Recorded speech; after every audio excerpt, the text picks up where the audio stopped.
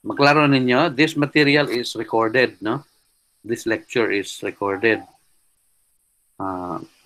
Kana, maklaro ninyo? Hello? Yes, sir.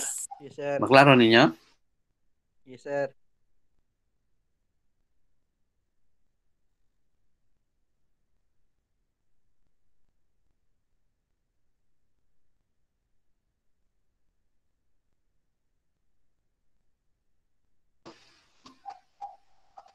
Maklaro ninyo?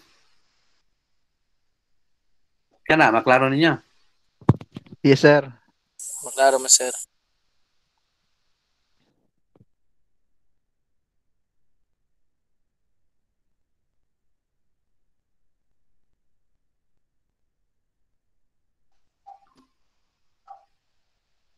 Ako sa gihunong kay ako kay Bawg na aba mo makaklaro mo sa akong gi-share? Yes, sir. Yes, sir. Ah, Yes, okay. sir. Na ako lang isugo basig magsikog istorya dire unya. Wa mo.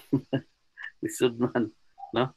So karon akong kuan kana bang i-share ang akong kana maklaro niya. Yes, sir. Yes, sir. Okay, okay. So sige.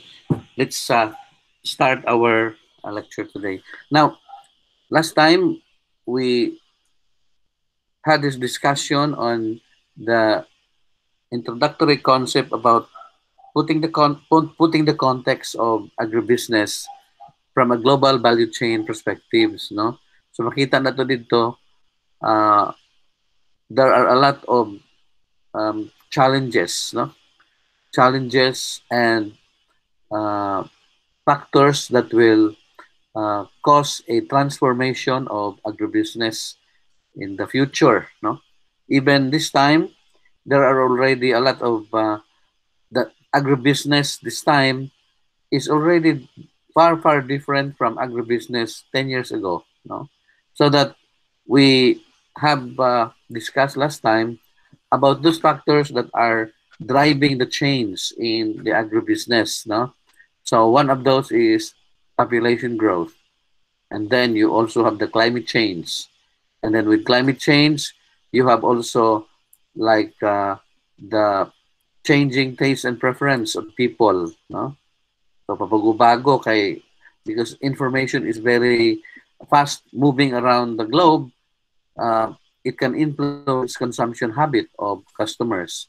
And then we also have a very clear and present reality that is the proliferation of supermarkets, or we call it supermarketization. So in the entire, not only in the Philippines, but the whole world is really confronted with that particular change, supermarketization. With the presence of supermarkets that controls a huge segment of the retail trade, it will also it will also restructure the quality requirement for that of products that will be made available to customers, no? Changing the quality standard. Not only that, there's also a challenge in terms of how can you access or how can you take advantage of the presence of supermarkets if you are only a very small farm. Okay, what are the strategies be able for you to access? So we discuss about the like clustering or congregating or integration of different production units to be able to serve volume and also variety of products. So that was it, no? And then we discussed also last time about not only uh, climate change, but also during this time we already have a lot of, we call it the disruptive technologies, no?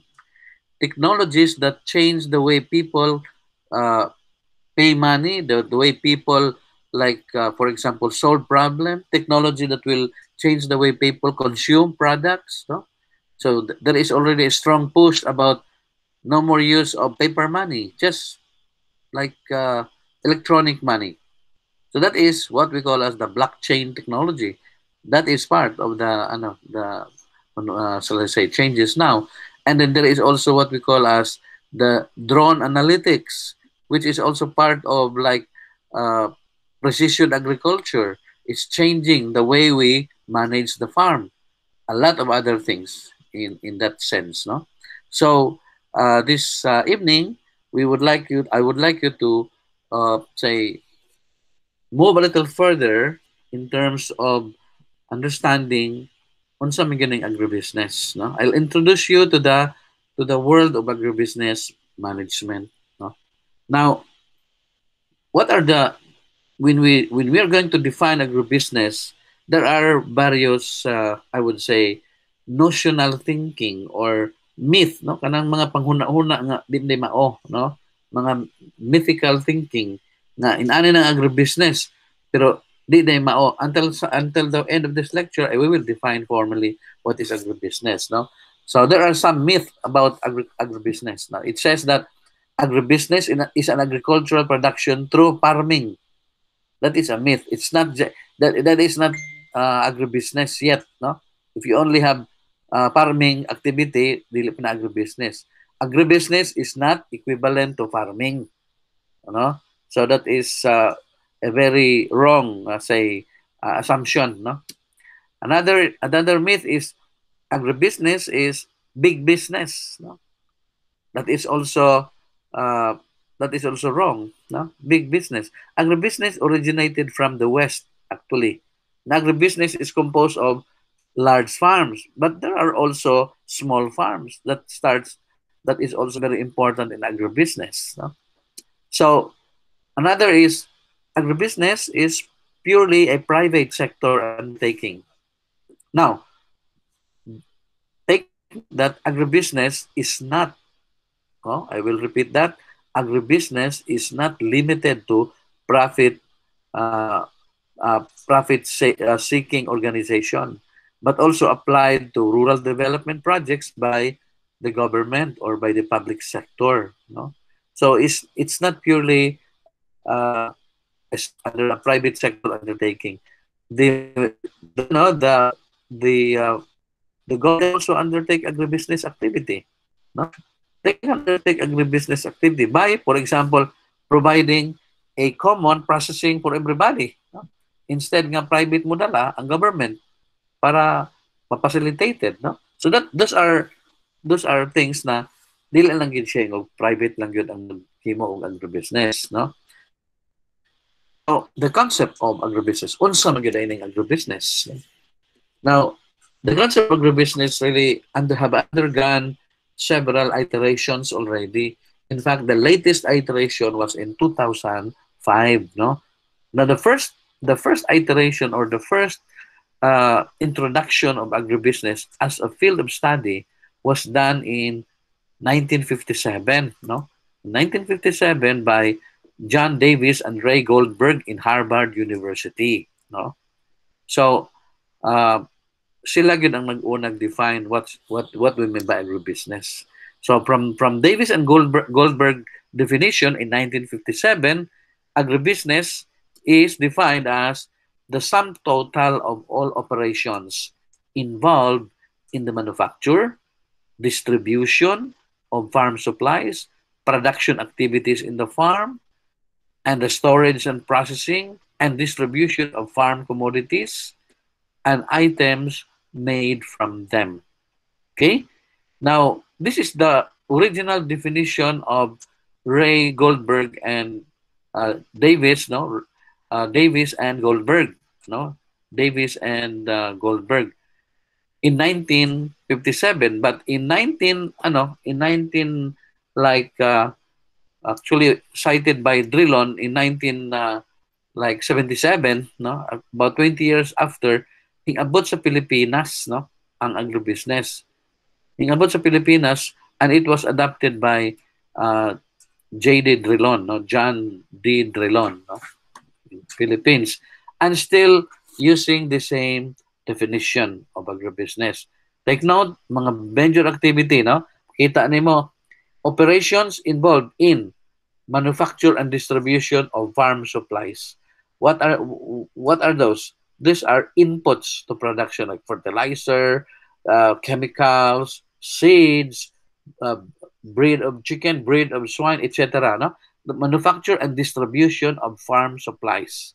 And then, usa na ang activities agribusiness. The other one is production activity in the farm. That means to say, production activity, that means farm operation in the farm. And then you have also, moving forward, you have storage, processing, and distribution of farm commodities. So you have storage and also distribution. What is that? Marketing na, no? 'Di ba? Marketing na, mag-store ka, mag-distribute ka, that is marketing.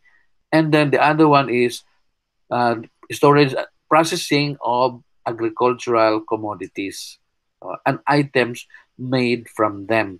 So that means, sa definition pa lang daan, makita na nimo ang whole stretch of the coverage in the entire agribusiness system, no?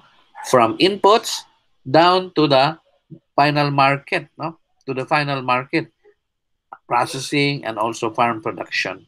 So that is the definition by Ray Goldberg. Now, the concept of agribusiness includes, of course, as I have said, farm inputs. You have distribution of farm inputs, also production of farm products, storage of farm products, and then processing of farm products, distribution of farm products, and distribution of processed products. Siyempre, kung ang mga for example, ang pure foods mo process mo na sila meat from production of livestock production, ilan man po nang i-market, ilan man i-distribute, parang distribution processed products, no? So that's the entire gamut of connections and activities in agribusiness. So dili lang siya yung farming yun. In fact, layo ra kaayo kay you can be farming and then you are not doing agribusiness. Why? Because farming, kung subsistence ka, it's not agribusiness. Because when we talk about agribusiness, there should be enough surplus for the market. Kung ikaw tanom-tanom ra kada sa paso niya para pangkaon na nimo, it's not agribusiness. When we talk about agribusiness, naadjud kay something for the market. You are trading in the market, actually, no? And then, so the concept of agribusiness, furthermore, in 1987, nagkaroon po ng medyo, kanabang transformation ba sa definition.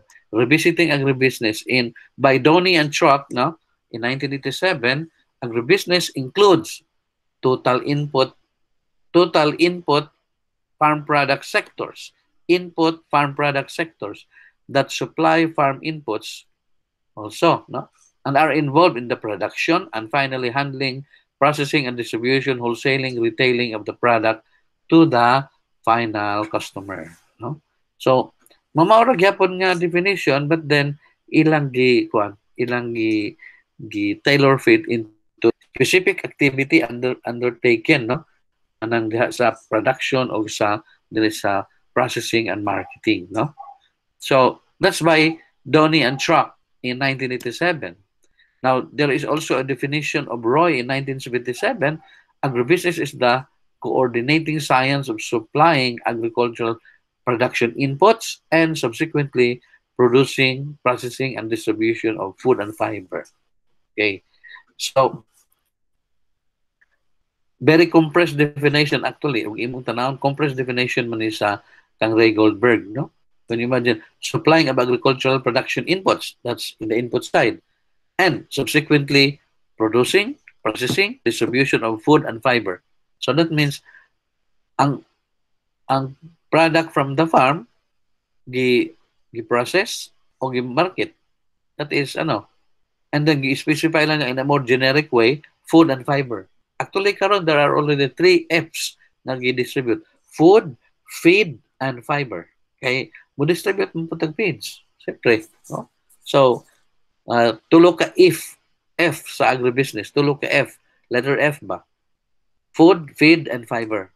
No, mo na karon ginakuan sa agribusiness from processing from the sa farm, no? So because wingon tag fiber, ang mga kuanday, mga woven products kanang mga clothing materials, ikan man sa agribusiness. Dili man na ingog Mahimo kag t-shirt nga cotton gikan man sa agriculture, gikan man sa agribusiness. So part na sa fiber nga product, no? So what are the features of agribusiness management? So features na punta humana ta sa concept ha, na kang Ray Goldberg, na kang Donnie and Truck, anapoy kang kuan katong kang na sa 1987 nga gi konpod gi nga gi sulti ni Roy 1987, no? Now what are the features of agribusiness? Tremendous variety in the kinds of business in the agribusiness sector. There are several features of agribusiness in terms of businesses sa agribusiness sector. No? One is basic producer, shipper, brokers, wholesalers, processors, packages, manufacturers. So these are the different business establishments, storage firms, transporters, financing institution, food chains and restaurants, and several others. No, daghan pa. So these are the different varieties of business in the agribusiness sector. So kung farming ra ka o layo ra gyud ka, daghan pa kaayong wa nimo, no? Labi nag subsistence ka. Basic producer, shipper, nag-ship ra ka og products from agriculture. You are doing agribusiness, no? And then processor, supply lang kag packaging material. You are also actually doing also agribusiness, no? So features also in agribusiness. The number of different agribusiness have evolved to handle the road from producer to retail marketer.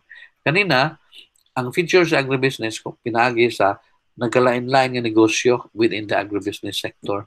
Karon po, another feature is that there are a number of agribusinesses also that have evolved, no? From producer to the retail marketer. Daghang kaay nga number of agribusiness establishments. Kato ganina mga different kinds man to. Kani karon different number. Ang gidaghanon po. Kato ganina mga line to nga type, no? Of kung ano features agribusiness. Another feature is infinite variety in size of agribusiness. Na corporate, na family organization, na apoy small when compared to other business in industrial segments. So agribusiness could range from a small family-sized farm to a huge corporate farm. Pwede na siya. Sa gagmay ra ka nga nakay gamay nga vegetable plot, but your vegetable plot enables you to supply certain restaurant or market in the city. Ibigamay ra ng imo pero you are able to produce surplus for the market. You are doing agribusiness, no? And then here is a huge pineapple plantation. That's also agribusiness. For example, kana mga like corporation or banana baron imong gitanom, no? So another feature of agribusiness are small and compete in a relatively free market, no? So agribusiness products labi na nang gikan pa gyud sa farm are difficult to differentiate, no? Daghan mo nag-produce og mangga, pag abot sa inyong mangga dito sa market, pareho mo fresh mango, di ka na maglayo og presyo. Kaya di man na ma-differentiate na to. Di man na maingog lain-lain color, maura man na, no? So undifferentiated, nag-produce kag rice, magpagaling ka, ibaligya nimo sa market. It's not different from the other rice also produced by other farmers. So difficult to differentiate. Mao nang ang products sa agribusiness, no? Kinahanglan mo move from commodity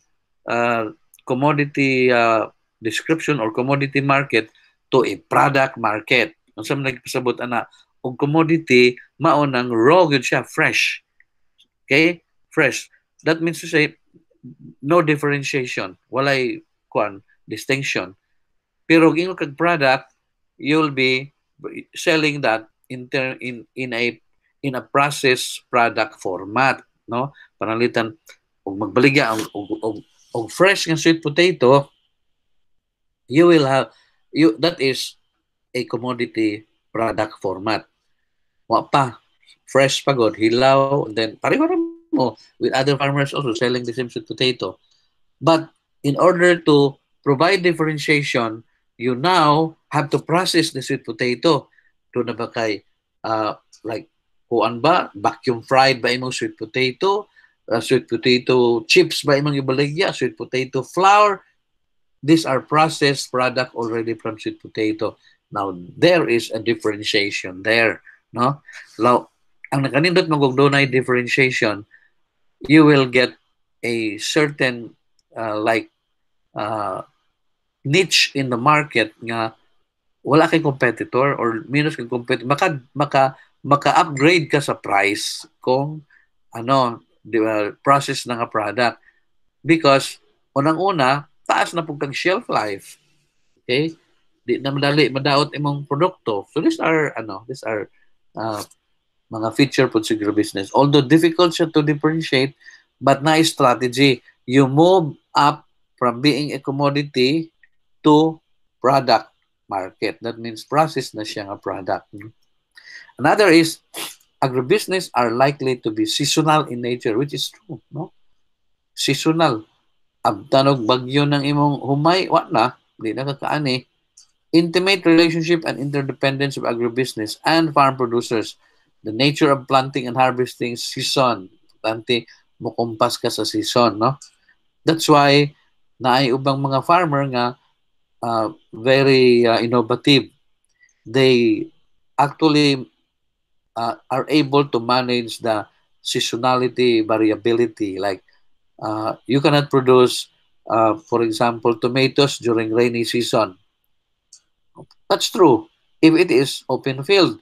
Pero other farmers are already cultivating it in naanay protective shelter. So naasulod sa ingon na tong kanabang protective structure nga nanay balay-balay.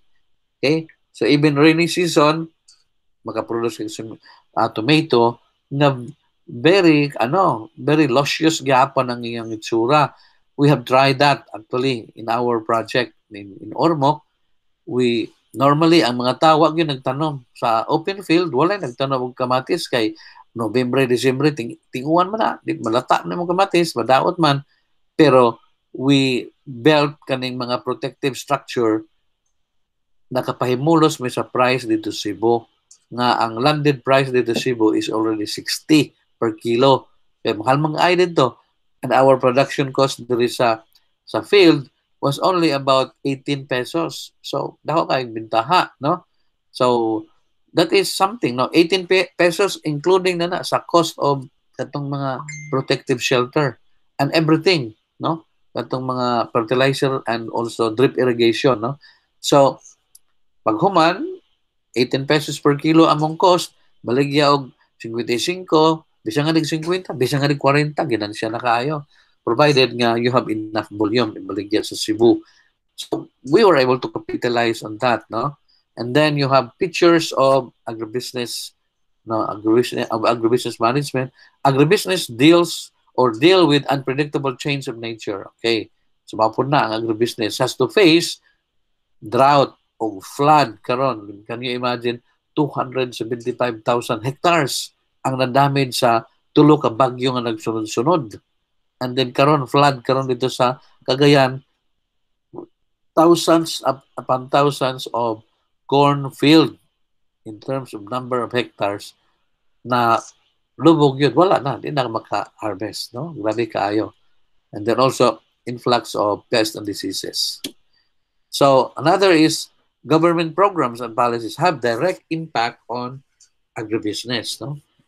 Moingon ang government nga, kanang bitang mao ni ang atong pamalaod sa pamaligya, i-freeze ang price, awag kay mahimo, no?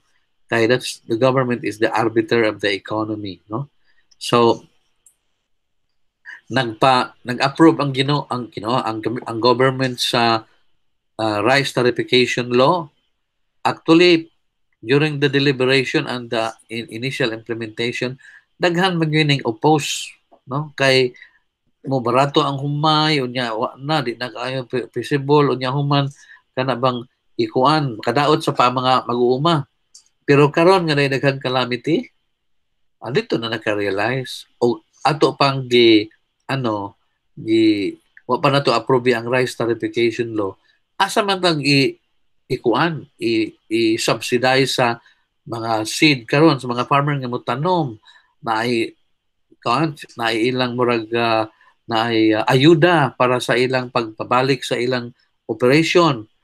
Di man nagikan dito na sa tariff nga nakolekta nato sa mga exporter gikan sa gawas, no? Nag-export sila diri, collectag tariff nila, and then they can sell, no? Our collecting tariff sa ila. Its tariff, by the way, is a form of tax levied or paid by the exporter gikan sa gawas, no? Tax that is going to be used to pay for using our market mechanism. Gamit man sila sa itong mga market mechanism dito sa Pilipinas, bayra na nila. Okay? So mao na nga that is also to improve or level the playing field of competition, no? So that is very useful. Karon og kuan pa og wa patay income from tariff sa rice tariffication law, maglisod yung recover ang agriculture kay wala man pagka-damage ma-lost na dayon, wala na ikabalik og cultivate, no? So agribusiness as a structure. So ang agribusiness as a structure, remember sa definition ni Goldberg and Ray Davis and Goldberg, agribusiness as a structure, it has components related to one another. Vertical structure of agribusiness, that means mingon tag vertical ikan diri sa taas paingon sa ubos. Okay? Vertical structure. Unsa may dias taas? Farm. Ako nang nayo. Farm diri or input supplier. Then paubos ka ng agriculture marketing, processing, and down the line. No? Nadto na sa final consumer. So that is the vertical structure of agribusiness. From upstream to downstream. Okay. Agribusiness also is market-oriented. Ingon bito ko ganina nga, og you are just farming for home consumption, that is not agribusiness, no? You are domesticating chicken para kaon ra gyud nimo. Dili na agribusiness. That is just farming, simply farming. But when you start selling to the market, dealing with the players and actors in the commercial market, now you are doing agribusiness already, no? So agribusiness is a structure. It also is market-oriented and is geared towards customer needs, no? Driven by the demands of the customers. In other words, if you are in an agribusiness activity, you produce marketable products, and you produce market for products without a market. Sound mo na, no? You produce product and market products you produce for the market for products without a market. How can that be? No? Baligya kag kuan product nga wa may palit ana pero you are able to sell, no? So diskarte nas marketing mo na ako'y kuan kana bang, for example, others katong bag-o pa ang tanom nga gitawag og dragon fruit. Bag-o pa murag may mukaon ana sa man dragon fruit. So in other words, you plant dragon fruit anyway. So nag-harvest na ka, how will you kind of market your product? So you really made some product sampling demonstration just to really stimulate the consumption of the people because they do not know how to eat dragon fruit. So imo silang sampulan, nagkuan ka, product demonstration until finally, in ani di ini, or you nagkuan ka, nag-upload ka sa Facebook or din dapit nga mo explain what is this product about. So and then finally na-catch ang attention sa customer, ning palit sa imong produkto. That is marketing of products without a market, no?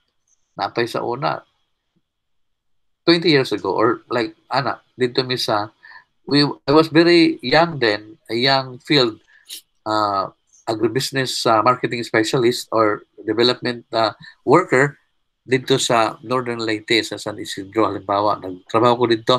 And then, pag kuha ko, nami hectares and hectares upon of hectares of hectares of watermelon, no?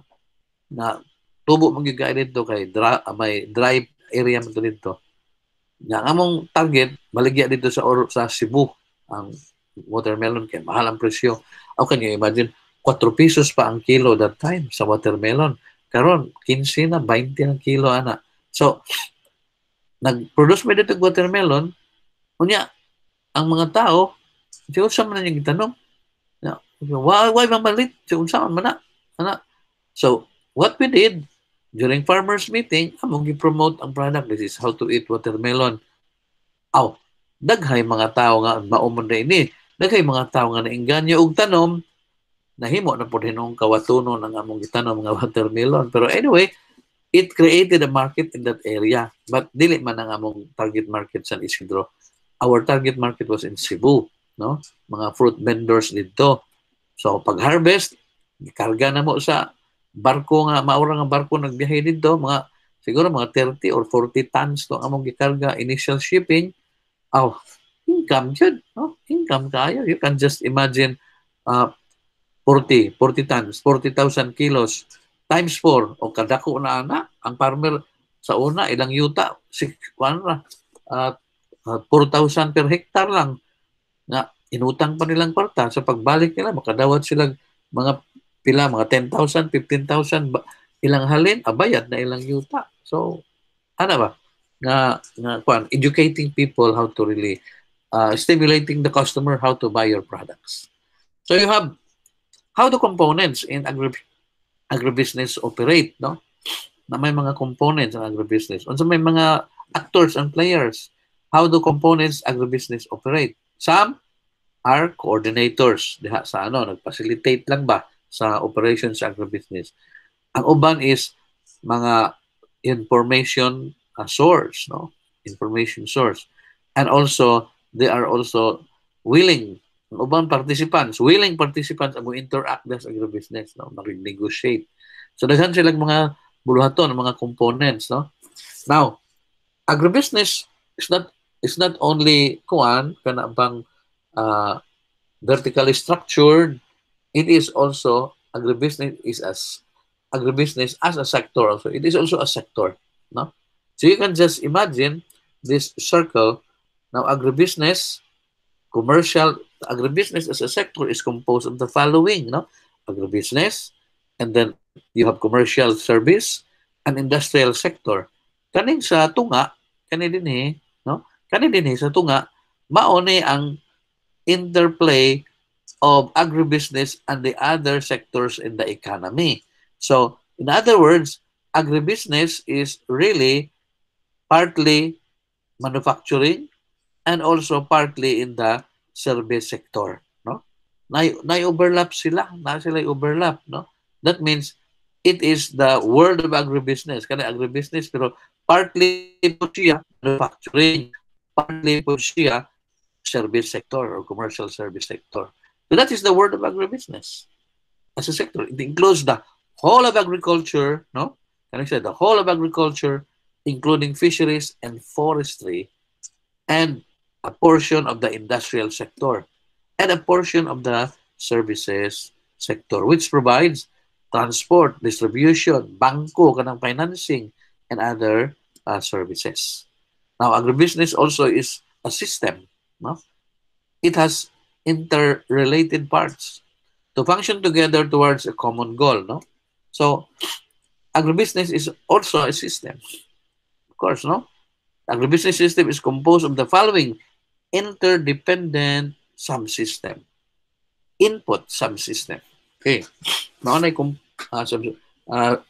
subsystems or systems components of agribusiness, no? You have input subsystem. These are the farm production sector with feeds, seeds, fertilizer, machinery, chemical inputs, also including labor and animal resource, including irrigation water, no? Irrigation is really an input in agriculture. So it's part of input subsystem. The other one is farm production subsystem. So individuals and enterprises actually are what? These are individuals and enterprises engage in production and propagation of animals, no? Mga plant products, mga forestry and forest products, aquatic products. So that means those production activities in uh, in the farm, including livestock, those producing products from the forest, and even fish ponds and also fisheries activity. These are part of agribusiness in the farm production system for the reconsumption or as intermediate products for processing. No? So, matanom kag humay dito sa, for example, in Japan, matanom sila humay for direct consumption. Okay, mao na gamit nila. Matanom po sila humay for further processing like kanang ilang sake nga wine. Whiskey man nila, a vodka, sake, rice wine man na. Ay piti nang makala. Ang usa ka kilo pila na naka kuan botilya ilang ma-produce na nya kada botilya na tag pila na mga 500 siguro usa ka botilya na. Pero nami inom nimo kumot mangayo kanang sake, no? Sake wine kita og nag-sake. Rice wine from Japan, no? Mao na ilang kuan. Likewise kana sa ato kasaba. Nya kanang kasaba di ba dungagon naman na pero gi-process na into alcohol mao na yung main ingredients sa mga gin, GSM. Oh, mahal na kaayo, no? Mahal na kaayo. So these are mga direct and indirect products from agribusiness. So that's farm production subsystem. Another subsystem is processing. All firms engage in primary and final transformation of products, no? Final and also primary transformation of products, no? Gi-process ang product. Panalitan gi-harvest nimo ang kuan kana kibaling na ay nga ning eggplant, squash and string beans or even Chinese cabbage, harvest nimo. Gibaligya nimo as a fresh product. Okay? Ilan na ka kilo imong gibaligya. Pagkahapon kay wa man mahurotanan, what will you do? Very innovative. Ang makita na to sa market. Hiwa-hiwa ang kuan, ang string beans, ang kadtong na ay sa panang-uba nga kuan squash, gihiwa-hiwa, ang Chinese cabbage gihiwa, gihalo, gibaligya as mixed vegetable. Mahal gyapon price, no? Mahal gyapon price. That's agribusiness in action, no? You are, instead of waste na to siya, kay malanta na to, but you are making a new product out of it. So, kinsa mamalit, mga restaurants, kay ready-mix na gud to. Ano ba? Transformation of the raw material output, no? So, ang imong final product, katong fresh cut vegetables, no? Or fresh cut nga fruits. Madto ka dito sa Quezano, Quezano, sa SM, sa Robinsons, tanaw ka dito, I don't know kung nakita mong siguro mo, namaligya man na silang fruits, namaligya po na silang fruits and vegetables. Karon naa sila usa ka counter dito nga ang gibaligya dito mga fresh cut o mga cut nga fruits nga chilled, nga naay sauce. Okay? So, in other words, katong mga prutas nga hapit na malata or mga apples, grapes, etc. Ila tong ikat nya ibutang dito sa chilled nga chamber nya makuha ka dito so di mo kuan sudlanan mahal na kay butangan pagunto og mayonnaise or unsa nga mga sauce. That's processing, no? You are transforming the product para di gid siya totally wasted. Okay, and then from processing lain nga subsystem you have marketing. Okay, this is the one that really produce or the money-making part of agribusiness because marami nag-final marketing, you deal directly with mga final consumer. In marketing, you will also have mga players like assemblers, wholesalers, retailers, exporters, and importers. These are the actors in the marketing subsystem. They cross-cut from production and even dito sa input subsystem, naapo na sila mga retailers, exporters. Kay, for example, sa fertilizer, dili man lang mupalit kag fertilizer na sinako ato sa wholesaler, naman po'y nag-retail, ana, kinilo. Naapoy, ana. Likewise, diri sa tumoy, diri sa downstream, ang mga wholesaler, naapoy nagtingi-tingi diha og baligya og vegetable, no? Mga bangan, naapoy bullion bon, mga wholesaler, no? So, the marketing subsystem actually supports all the different other sectors. Okay. Now, kaning facilitating and support subsystem. Facilitating kanang nag-facilitate, no? Like bank para sa support sa financing. Like mga forwarders, mga haulers, nag-support na sa transport sa mga ano. And then you have associations or organizations providing information para sa mga tao for export and import. So, what are the mga different types of establishment? You have ilang functions, you have logistics, coordination, financing, information provider, policies, no? Program, incentives, and other services. No? So these are the different facilitating support system activities. No? So, makita nimo nga together, muhatag sila very vibrant, provide sila environment nga vibrant kaayo nga agribusiness. No? Now, an open system, agribusiness is composed of distinct but interrelated parts. Katutan ng mga subsystem, interrelated to. For example, ang imong production subsystem, dili na siya modagan, kuha na input, fertilizer, seed, etc. So, kaya ang imong production subsystem, well-connected sa imong input subsystem.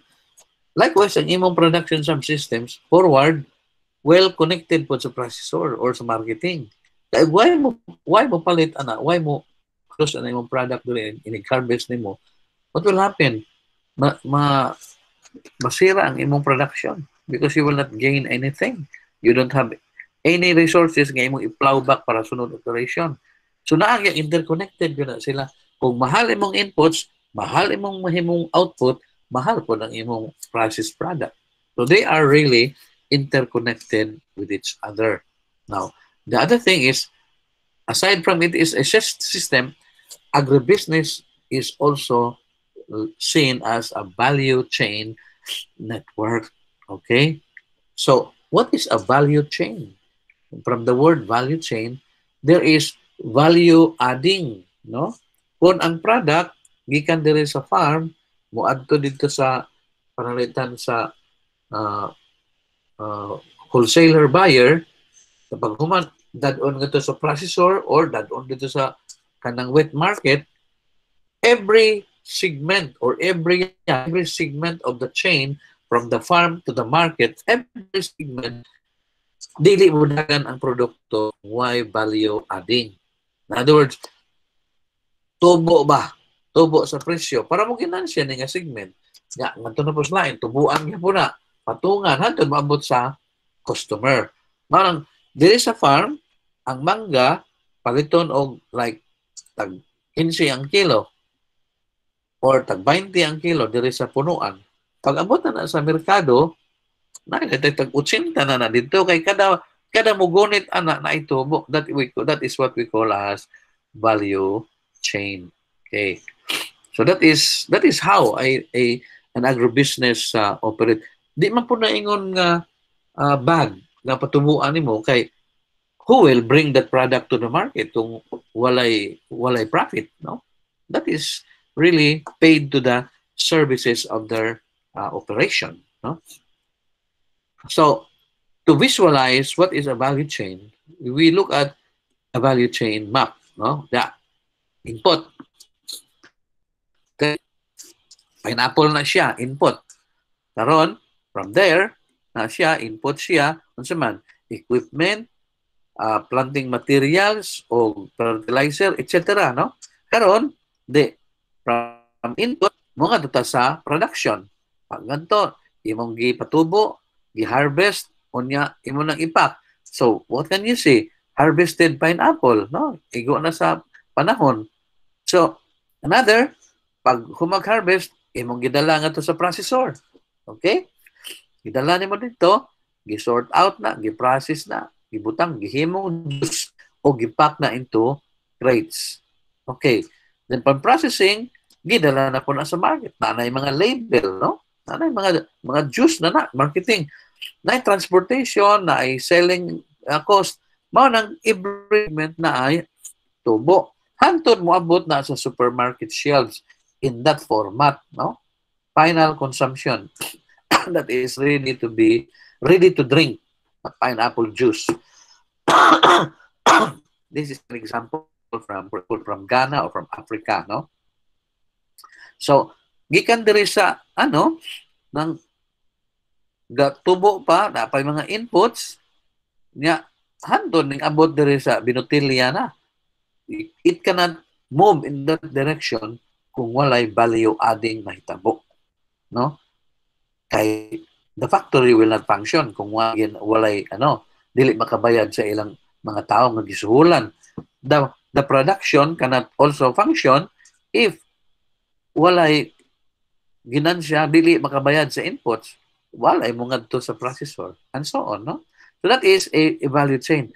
Categories of operators, players in the value chain under relation, no? You have a specific input provider, and then you have also farm producer, you have brokers and industry players, until finally you have final consumers, no? Kung abot siya dito. So that is how we visualize a value chain. And also, the whole thing from input down to the final consumer, that is the entire stretch of agribusiness. Maunay agribusiness niya. Dili lang kay production lang. Dili lang kay growing lang. Importante, the whole stretch, kada segment na ay negosyo. So, kada segment related from each other. Okay. We have also a value chain of tourism products. Okay? Tourism product. Kaya ang tourism baya, very important ni nga link sa agriculture. No? Kung boom ang tourism, boom po ang agribusiness, ang agriculture. No? Panama buhol. Na bago na yung plantation ng buhol, pero ang agriculture nila naga-income nga naman. Ang mga tourist ay nagsulod diha, mamalit mo na sa mga local products. Hindi, bisa ginagmay ra ng imo, paliton, yun na. No? So you have here ay kuan, kanabang a tourism product as combination of service. You have a travel agent, bus company, no? Then you have hotel, site operator or cultural group, and then transport from the site. No? These are interconnected services that will deliver kuan kanabang what's this kanabang na ay tourism services to yan, no? You will notice kaning segment, kani accommodation, food, etc. Sulod ang agriculture diya, food good, no? Grabe kaayo. So, mao na bagong view niya, the latest or the pinaka kuan nga perspective or view sa agribusiness is a value chain pagtanaw, no? Value chain view. Now, why do we use value chain? The value chain because it is the platform or the framework of structure in agribusiness that is in the global perspective. It is ongoing process of globalization, importante, no? Na doon na kay pagtanaw sa global value chain also, no? Na ay mga firm nga ang usa ka ang sakyanan, for example, factory, ang radiator gihimo sa Thailand, ang ligid diri gihimo sa Pilipinas, ang makina sa Japan, nga adto na magtagbo sa Malaysia, tuad po dito gihimo ang ubang mga parts sa sakyanan. Magtagbo na dito, assemble ang usa ka sakyanan, ibaligya na around the world, no? So there is a value chain actually, different function of car manufacturing. Likewise, kani pong mag-manufacture og mga different products that distributes in the all around the globe. So that means it's also a chain of players, no? Now, the universal opening up of the markets very necessary kung naa kay value chain perspective, no? International outsourcing of production process, no?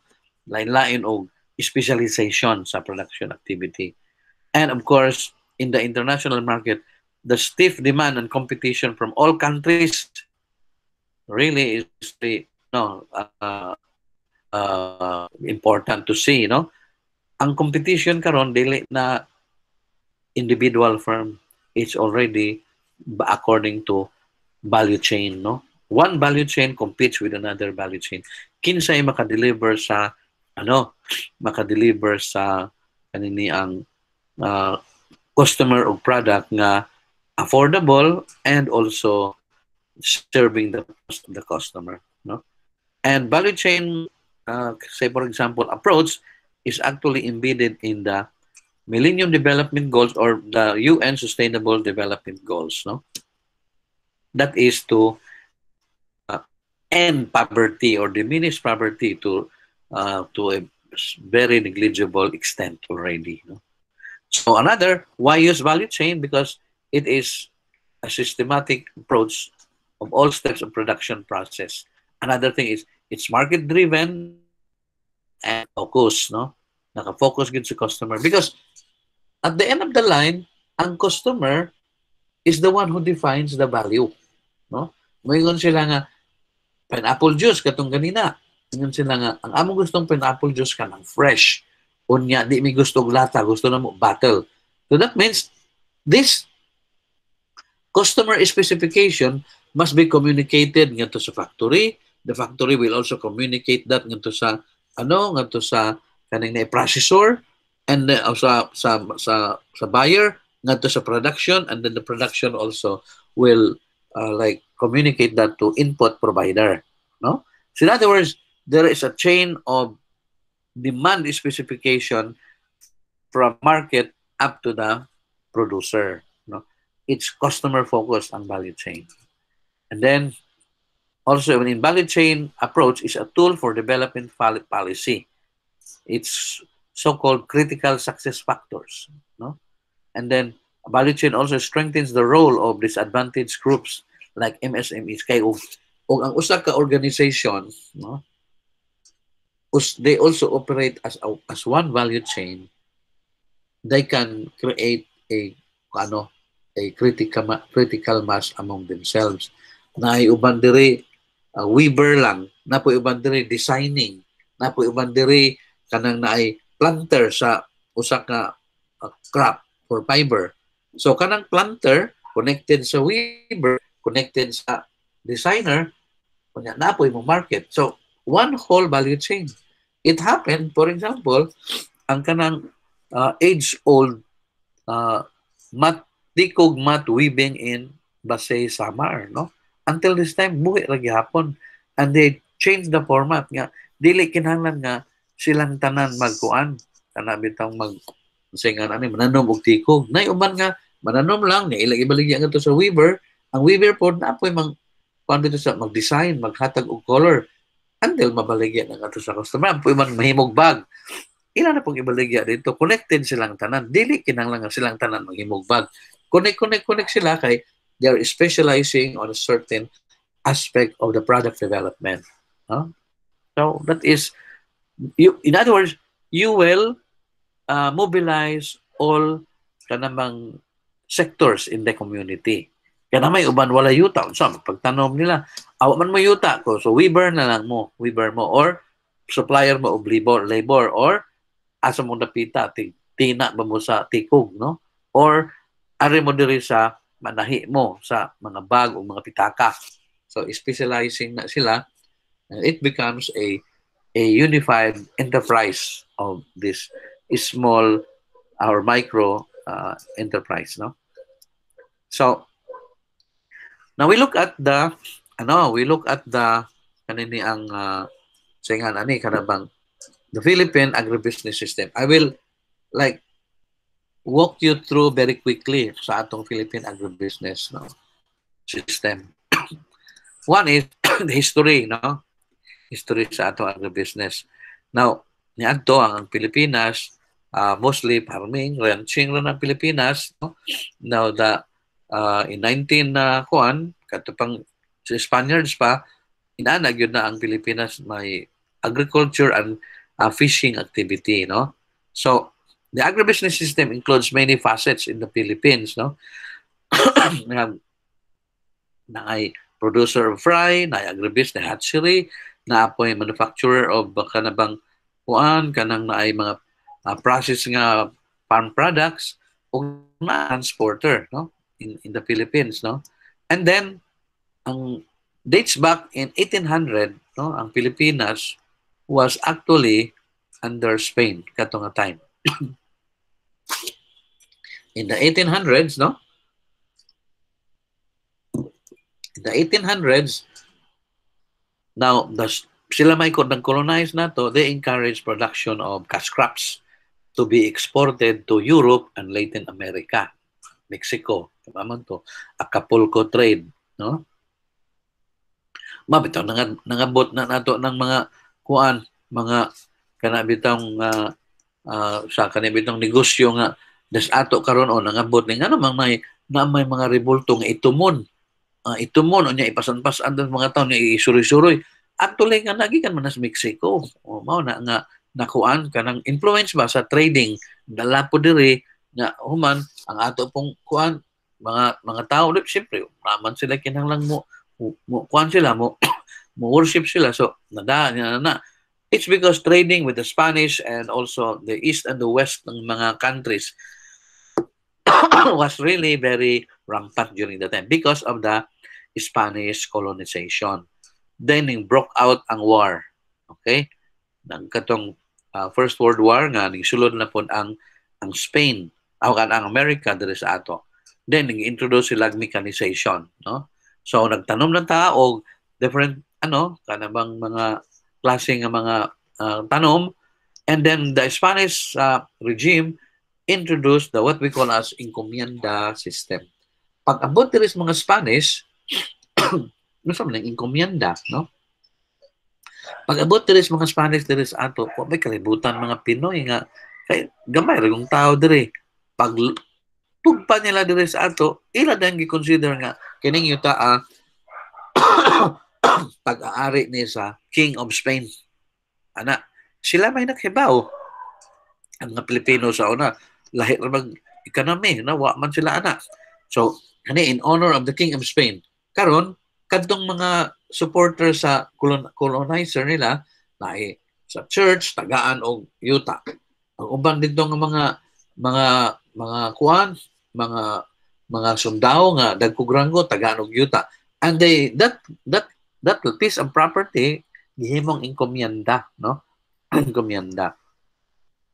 So, nag-produce na. And then the produced products specializing on certain aspects. Now, kanton nga, nag-abot ang time sa 1785, the Royal Company of the Philippines, RCP, and then traded with, with Spain sa mga different agricultural products, Now, in 1875, Manila was declared open to world trade, trade na ang Pilipinas. Principal export, abaka, tobacco, copra, and sugar. Mao na atong produkto. And even until now, baligya pa abaka, wala na ka-interest tobacco, copra, sugar, nagyay punta na. Then sa abaka,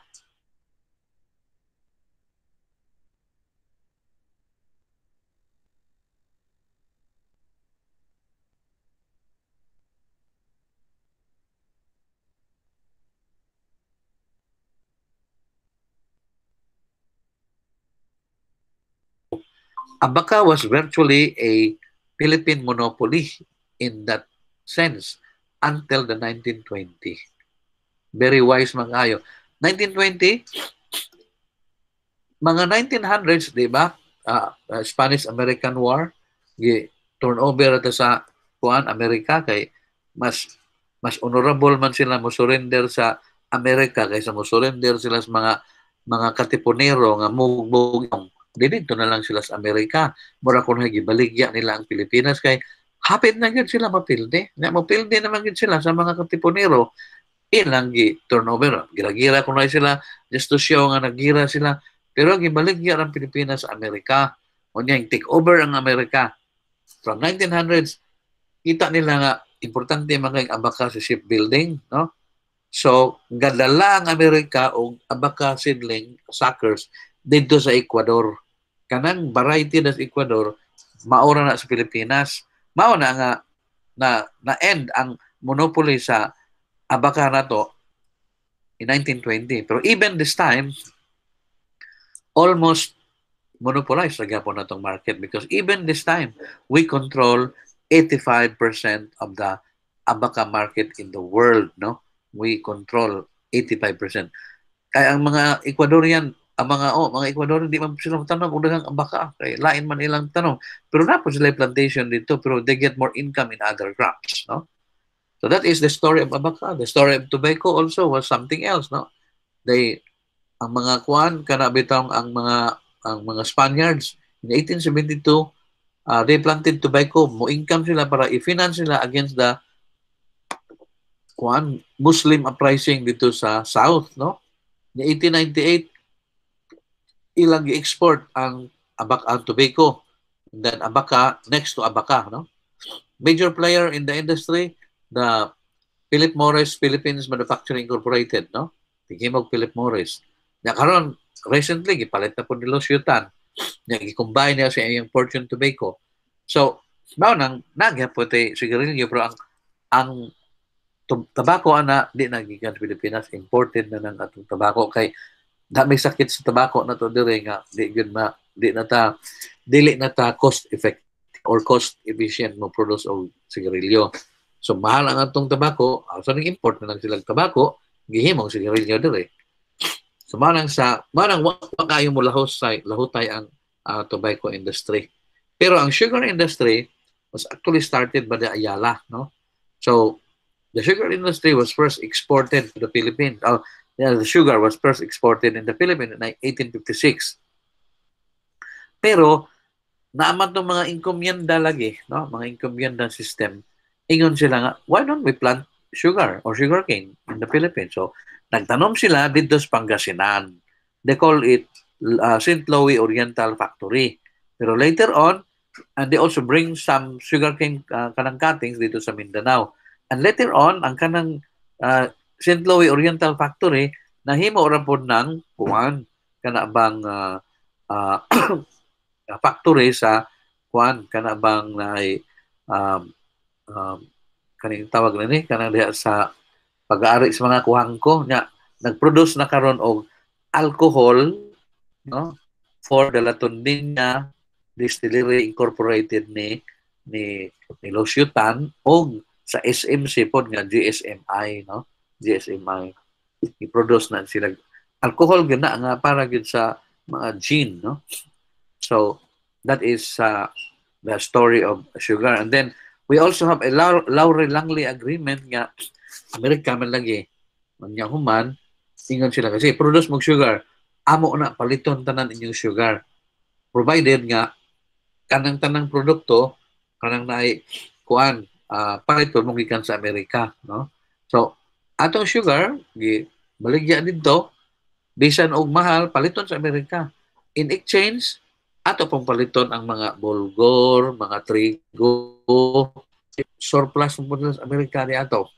So mao na nga ang kwan sa Amerika, ang style sa Amerika.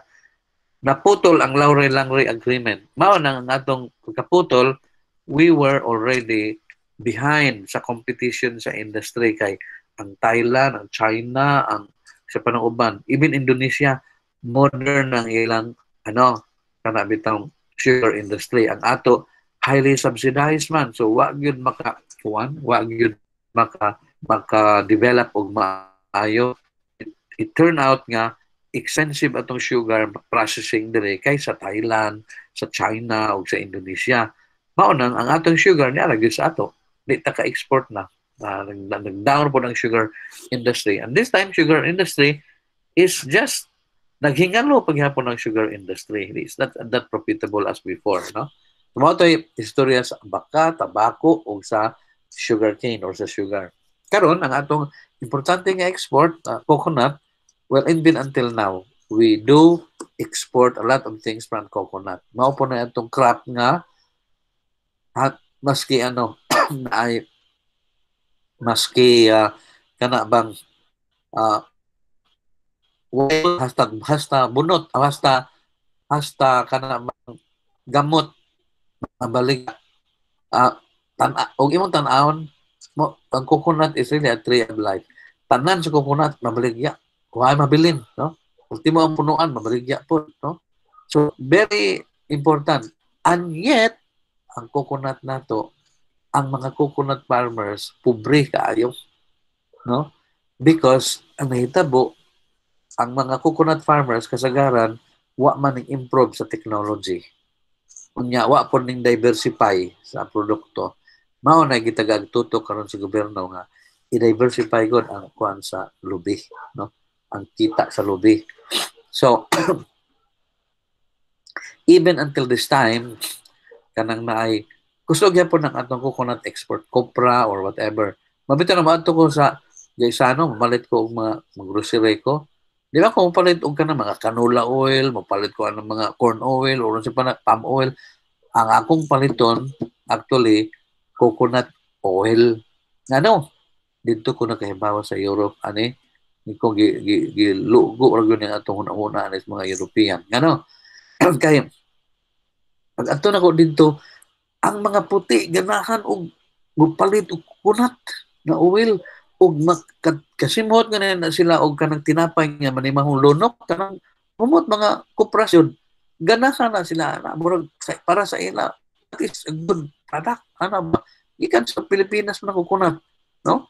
Nakita din gusto ta atong mga olive oil mga mentally colonized atong panguna-una mao nang ako coconut ako kay coconut is the most nutritious nga oil ay uban anang oil sa kuan kay kanang kalabi na ng canola kanang canola loud na dito sa Germany dito sa Europe tanom na sila ana kay murag nagliso og pitsay og sa og sa agriculture pa brassica nga tanom ang siya ang liso parehas pitsay kadagko imong anaon mantikaon gud non siya mao na ilang gimanufacture nga canola oil kompetensya sa coconut pero di man nila matinag di man nila maguba ang market sa coconut.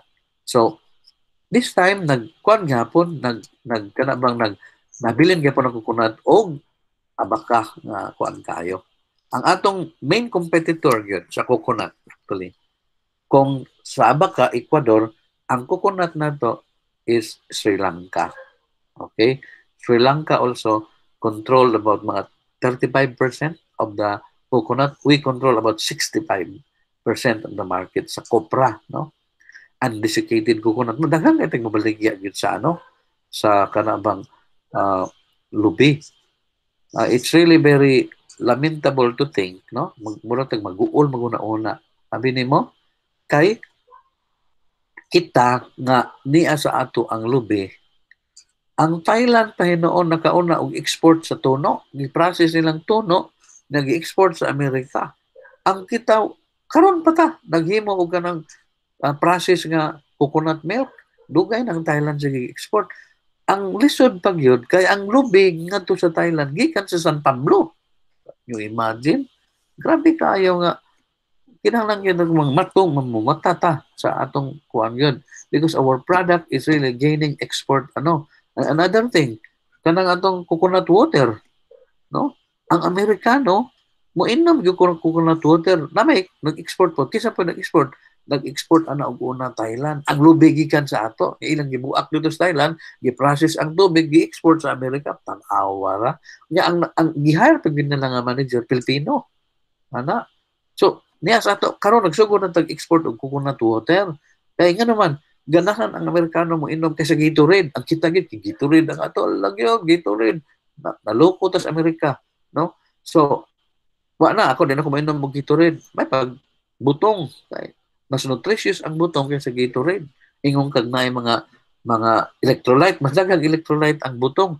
Ay lang pog inom og kanang sabaw sa lubi nga panos-panos na kay sigurado pug kag puririt ka na, no? Ayaw na, no? So, grabe ang coconut, daghan gyud kaayo. Nakoy trivia ninyo. Ikuan. Ako ipungutanan ninyo. Bantay mo ha. Are you still there? Yes, sir. Okay. Nakoy pungutana.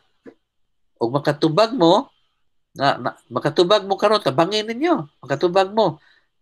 O di man mo makatabang ni lain mo lugar. Okay. For 5 points, no? For 5 points. Unsay part sa coconut, no? Unsay part sa coconut nga og imong binisaya nga part ha, binisaya dili in English. Part sa coconut, no? Nga og imong bigkason, hilwason nimo. Takom imong baba. Takom. Takom yun. For example, may kang takong nga imong baba, may kadahon kanang butay, dili na takom. Kinala nga takom mo sirado yung baba. Trivia na ko. Bisaya nang man. Nang may mahinom naman. Maribel, ikaw, pasig nakibaw ka. Unsay part sa coconut. Ha? Part sa coconut, nag-imong hilwason in Bisaya, ha? Hilwason nimo, takom imong baba, mayon ka nga kanang naay unsa pa na kanang naay bunot. Di gyapon bunot, di ras ilaw pero ang ibabaw kuan siya buka. Kaya lang takom ana gyud sirado kini imong baba. Unod. Ha? Ang unod, sir. Unod, di gyapon sirado, unod nga pagagyapon. Unsa pa na 5 points na. I will move ahead. Una-unaan ninyo. I will ask that again inikatapos sa lecture, no? So, Naukay naman utok, sir. Ha? Naukay. Lagi takom yun. Inigyan ko, buringong kang hak-hak. Hak-hak. Di, hapon takom. Hak-hak. Kasi pa na palwa. Labaw na. Dili yun. Takom yun. Takom yung baba. Una-unaan ninyo na. Padahan tagamay, no? So, there are other agribusiness winners. Aside from coconut, abaka, katong tobacco, o sugarcane, napoy other crop. Which karon sige na taan export. Karon sa ato, na ay pineapple, na ay banana, na ay flour, no? Na-export po tag rubber, oil palm, processed meat, daghan na ng mga products. Ang ato kasagaran pineapple, banana, and kaning rubber. Napo tay gamay oil palm, no? Fisheries and aquaculture, daghan man tag isda, no? Mga beverages, no? Mga kaning mangga, no? So, mao to atong kuan sa agribusiness. Now, agribusiness really is a system, no? Kita nimo in aquaculture, na production, na apoy processing and manufacturing sector, no? And then that is the system. Now, how large is kuan? How large is kana bang sa agribusiness? Sa production sector, doon natay 30 million hectares nga tamnanan. Dako na no. Pero dili man na tanan matamnan kanang uban ana irrigated man o di non-irrigated tapos ang uban ana lasang. Ang ato ra gyud matamnan og agriculture kay uban pud ana ang uban kahumayan tapos himuag bay amunuhan awa na po nang decrease na. Wala na kaabot og 5 million hectares ang atong arable gyud, no? Nya plus dili irrigated usa na nga constraint na to, no? Nga nasa irrigated malunupan pug magkuan unya ang agribusiness is actually pinakadako nga employer. Kung agriculture ay imong huna-unaon, agriculture production 33% na pero apil ang other allied services sa agribusiness, we employ 2/3 of the labor force in the Philippines. Can you imagine? Dako yung kaayong agribusiness. No? So you have how large it is also the one that is our people, no? It is not just food production, and then it is for self-sufficiency, and also processing is the processing sector in Philippine agribusiness, no? Processing. Daghan pa tag i-process gyud labi na sa coconut o kaning ubang crops, no? The input subsector, ano po ni siya, no? Ang atong input subsector really is a sector nga import dependent, no? We do not produce our own input, like for example fertilizer, di man na imported man ang atong gihimo nga fertilizer. Naata din sa pasar pananglitan naghimo ta, it is only granulation pero ang ingredients ana gikan sa laing nasod nga ato nang gi-process diri, no? So we do not really produce our nitrogen na to, imported na nya gihimong fertilizer din na nato, no? And then another thing is gihimo tag feeds. Natay mga feed milling company. But you know what? Ang atong yellow corn nga mao'y ato gamiton sa feeds, imported po.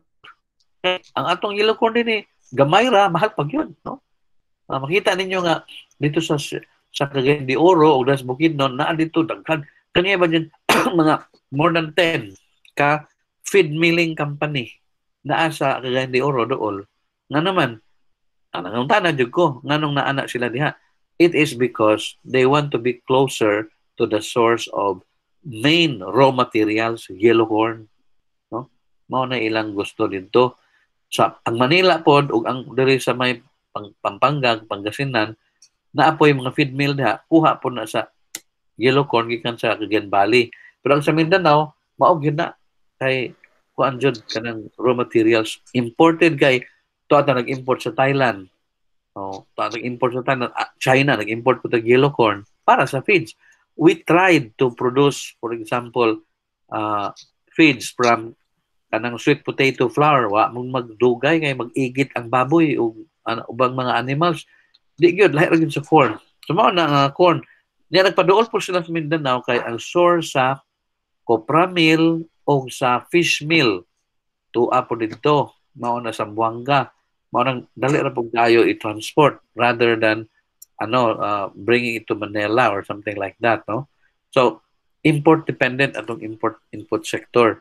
Ang atong mga seeds imported po ng atong mga seeds, no? Now daghang kaayo nga kuan gyud seeds nya, we also labi na ang pesticide, mga chemicals imported na to na we really ang ato dinhi is just tawag aning i-repack ra nato ng mga chemicals, but it is being manufactured outside of the Philippines. Na ay atong graduate sa agribusiness who is already a country director of the agrochemical company, no? Ako kay nga agrochemical company, murag manghod na mo usa ka tuig sa batch diri sa agribusiness. Pero ingon siya nga ang chemicals nga ilang i-repack diri sa Pilipinas gikan sa China, gikan sa Indonesia, Brazil, gidala diha bulk nya human i-repack diri unsay mga ngana nga mga chemicals. Mao na binotilya na ipaliton diri. Pero imported na and several others, no? Several other kanang mga kanang naay kuan nato kanang mga inputs, no? And then we have the production sector, and then of course the biggest nga production nga kuan subsector na to or subsystem is the production. And then we ang kuan pod ang production sector remains also to be import dependent, no? Import dependent. For example, maski ang atong rice, we are import dependent. Ang atong rice kasagaran na barato na karon kay nang import pa sa Vietnam. Barato man dito sa Vietnam, no? Kung sa atong rice dito sa Thailand, barato ra kayo, no? Nindot yung quality. Ang atong mga dinhi nga maigtubo atong humay. Pag-ani gi agian sa bagyo, di na bahay, awa na di na may quality, di naka-compete sa ila kay maay man sila quality dito sa humay gyud, no? So barato pa ang ila. So import gyud ta nya. Unsa pa ang nag-import pud ta bisa nga ning isda, nag-import mga nita, no? Sa ato. So a lot of other things, import dependent ta. Kung dili ta mag-import sa final product, mag-import ta sa inputs, no? Gamiton na to. So livestock industry, no, kanang livestock industry, kanang atong mga animals din eh. Do you think nga ato nang kuan nang import man ta ana? Asa man ta maka-produce og kana bitong meat para sufficient sa atong needs sa Pilipinas? No. It's difficult to do that, no? Ma-import kita sa Brazil, sa dito sa South America. Akong friend, no? Akong friend sa kana bitong na director karon sa Bureau of Animal Industry. Ang Philippines minimum import of beef na panilabot sa pork, no? The Philippines import a minimum of 700 million kilos a year of beef. Minimum na. Sometimes ko na, abot pa ng mga 2 billion kilos. No? Na minimum na nga importation. Can you imagine? Importation na. Ingon siya nga, during the previous administration ko, no, source of corruption na. No? Source of corruption kay ang kanang 700 million kilos, mga 5 ko na ka-supplier dito sa Brazil or pila na. Tabangan na nilang 700 million kilos in 1 year. Nya, karon moingon man ang usa ka supplier nga mag-combine kuno sila, they will supply the Philippine market. Ipa-appear nga nag-compete sila dito pero magkulyod na sila, mag-combine na sila, ni istoryahon nila ang buyer dire sa atong government nga ari mo palit nako kay kada kilo tagaan ta mog 10 pesos kada kilo.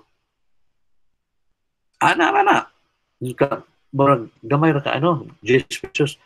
Ang 700 million times 10 pesos din himong 7 billion ang ang mura na nagpadangog ra na 7 billion padangog ra na nya pagtugpa diri sa beef sa ato barato man lang yapon. Kung paliton dito 90 pesos per kilo, pag abot dire mahimong 97, barato ra gyapon na. I-distribute na sa mga distributor. Barato ra. Pero nakapaak na og 10 pesos per kilo nagpirma dito sa import document. Mao nang grabe sa why ngipon ang Bureau of Animal Industry matud pa ni Dr. Domingo. Why ngipon kay nagaw nga naman sila sa kaning mga dagko nga mga company nga mang-import. But unlike this time, kay kuan mo po siya kag-ayo kanabang Bible believing yun nga Kristiyano ba kato si Dr. Domingo kanang baay director karon. Wa gyud og kuan fair and square gyud ang dealing. Nya karon na sila maayo nga influence sa industry. So sige bitaw kita sa kuan sa TV nga madungog na nato ang posisyon gyud sa Bureau of Animal Industry, ASF unsa pa nang uban diha. Ya baboy pod, import po tag baboy, no? Grabe kaayo ang atong importation sa baboy because ibig nga na diri sa Leyte, import mga naita mo kuanta mo palit tag baboy gikan Mindanao, no? So we are also import our fishery for kanini ang pork is increasing since 10 years ago. Increasing atong sufficiency index. That means to say, dependency na import dependency index. Increasing nga naman. Kay nagkadaghan ang mukha og baboy, unya kay kuan man, kanang nangasakit po ni itong baboy, sige tag-import. Sa katong mga lugar nga way sakit, no? Sabi kayo. So we have also the specialization in production sector nga atong gina-pursue, no? Now, ang importante sa production sector is being able to manage climatic changes, no? No na issue sa production sector. Ining tinghabagat kanang monsoon, daghan gyud kaayong maapektuhan. Fertilizer price, daghan gyud hasta ang kanang output price kay inaana karon kay 275,000 hectares ang naapektuhan sa agriculture.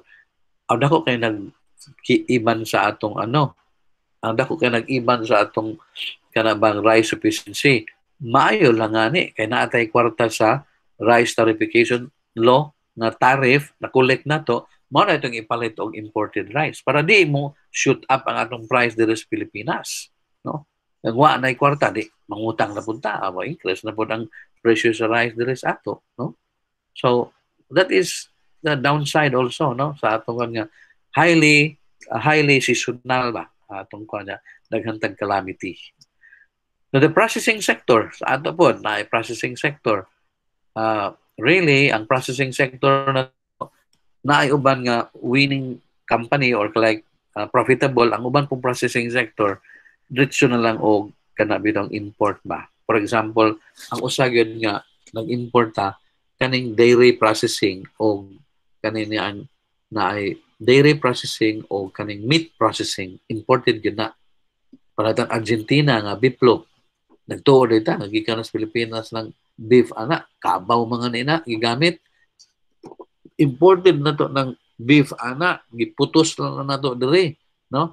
Kanang naay yogurt nga atong kuan na to nga kanang mga gatas nagtuo dita nga diri sa ato na dito na gipack sa nagproduce ang Germany nga nga package para sa kuan para sa Pilipinas na San Miguel Nestle ngan pero ilang gatas gipada diri sa ato, no? Di man natin ibaligya kay wa man tay gatas yung naman itong gatas nga maski nga na ng gatas di sa atong Philippine Carabao Center kanang mga farmers nga mga dairy farmers mo mga nitaktilaw na kayo kay ni gamay naman na, no, labaw na sa national, no? So really kana bang nag-import gid ta pag gayo, no, ang atong dairy consumption and several other things, bread or meat kanang flour import na, even tomato sauce or tomato paste imported na. Wa man tay dagko nga tomato processing sa atong kuan kay lupigon man sa Pakistan. Barato man kay ilang kamatis dito. Nga ni-process nila barato ra gyapon. Napalit na lang tong tomato paste. Nga atong impake dire sagol sa mga so namalit ra ta.